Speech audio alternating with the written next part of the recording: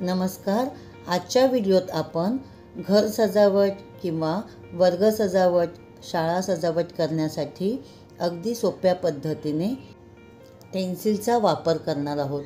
ह्या टेन्सिलच्या मदतीने आपण अशी फुलं तयार करून घेणार आहोत आणि एकदा का ही फुलं तयार झाली की आपण वेगवेगळ्या पद्धतीने त्याचं सुशोभीकरण करू शकतो. इथे आपण एक रोल घेतलेला आहे.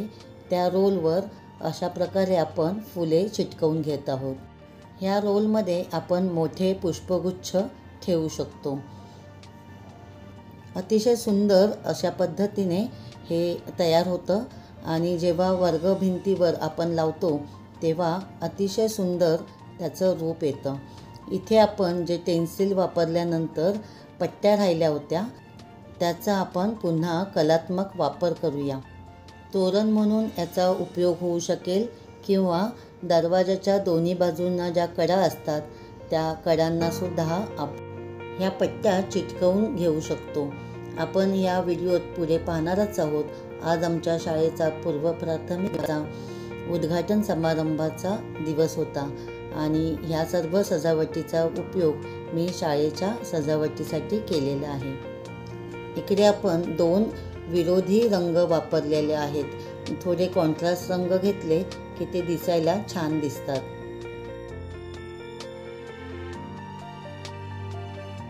इथे आपण आता सजावटीसाठी फुलांच्या माळा तयार करणार आहोत.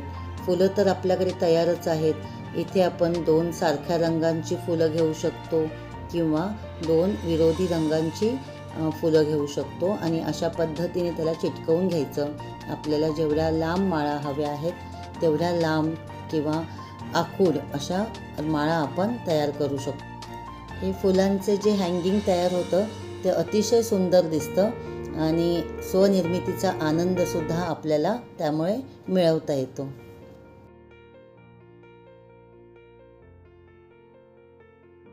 ह्या बघा, या टेन्सिलच्या ज्या पट्ट्या राहिल्या होत्या त्या अशा दरवाजाच्या दोन्ही कडांना चिटकवून घेतल्या आहेत. इथे डबल साइडेड टेप वापरली आहे.